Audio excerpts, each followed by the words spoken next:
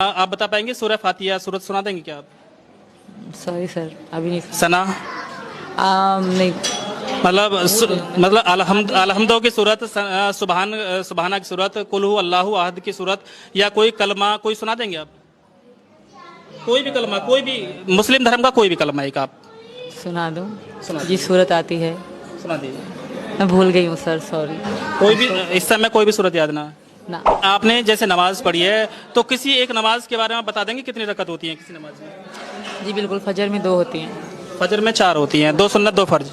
सुन्नत की नहीं, मैं फ़र्ज़ की बता रही हूँ। अच्छा, जौहर में कितनी होती हैं? ज़ोहर में 4। 4 सुन्नत 4 फर्ज 2 सुन्नत 2 नफिल 12 होती हैं। दोस्तों वीडियो आपने देख ली होगी। दोस्तों इस महिला को एक भी कलमा नहीं आता, एक भी कुरान पाक की आयत नहीं आती। चलो हमने मान लिया कि इसे कुरान पाक की आयत नहीं आती, उसकी वजह ये भी हो सकती है कि शायद इसे कुरान पाक का इल्म ना हो, लेकिन कलमा तो हर एक बच्चे को आजकल आता है। और आजकल तो सोशल मीडिया पर ये ट्रेंड पर चल रहा था, काफ़ी दिनों से ट्रेंड पर चल रहा था। पहला कलमा तैयब ला इलाहा इल्लल्लाह मुहम्मदुर रसूलुल्लाह, ये पहला कलमा हर मुसलमान की ज़बान पर रटा हुआ होता है। तो मैं ऐसा कैसे मान लूँ कि इसे भारत आकर और हिंदू धर्म कबूल करने के बाद इसे इस्लाम का पहला कलमा भी भूल गया, इसे कलमा भी याद नहीं है। तो सबसे पहले तो मैं आप लोगों को एक बात बताना चाहती हूँ कि ये महिला किसी भी एंगल से मुसलमान नहीं है, ये 100% सच बात है।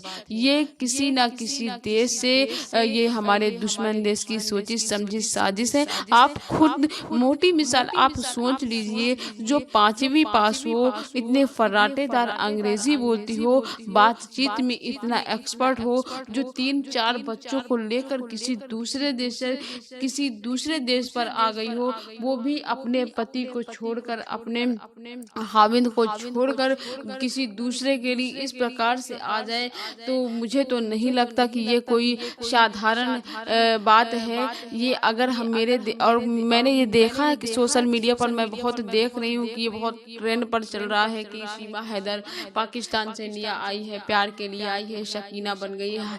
वो गदर फिल्म की शकीना से इसका ताल्लुकात किया जाए। तो मैं एक बात कहना चाहूँगी कि जो गदर फिल्म है, माना कि एक सच्ची प्रेम कथा थी, लेकिन उसमें भी वो अगर पाकिस्तान से भारत आई थी तो अपने पति के लिए आई थी, ना कि अपने पति को छोड़कर भारत आई थी। सबसे पहले तो मैं ये बता दूं कि वो जो गदर फिल्म में थी, सकीना अपने पति के लिए भारत आई थी, अपने पति के लिए, अपने बच्चे के लिए भारत आई थी, ना कि किसी आशिक आवारा के लिए।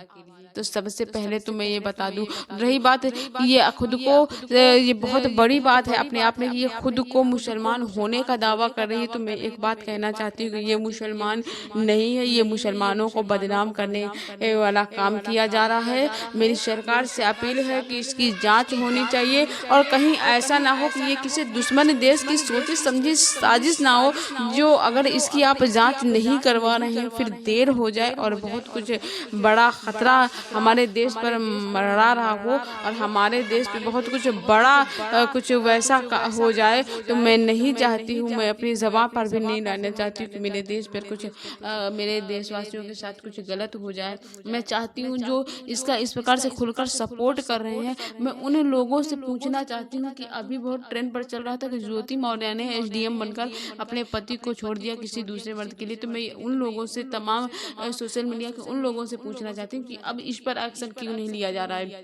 ये भी तो अपने पति को छोड़कर आई है, किसी आशिक के लिए, किसी आवारा के लिए, किसी कुंवारे लड़के के लिए, किसी गैर मर्द के लिए अपने पति को छोड़कर अपने बच्चों को लेकर पाकिस्तान से हो या किसी अन्य देश से हो, इसकी कंफर्म जानकारी मुझे नहीं है। क्योंकि हालांकि वो कह रही कि मैं पाकिस्तान से हूँ, लेकिन मुझे इस बात पर भरोसा नहीं है। जो औरत अपने पति को छोड़कर यहाँ आ गई हो और जो खुद को 10वीं पास बता रही हो, फराटेदार अंग्रेजी भी बोल रही हो, बातचीत में इतनी एक्सपर्ट हो, और आते ही आपने उसको देखा, उसका पहनावा एकदम से बदल गया, उसका हुलिया चेंज हो गया। मुझे नहीं लगता कि वो मुसलमान है, मुझे लगता है कि वो हमारे दुश्मन देश की चाल में पूरी तरीके से शामिल है।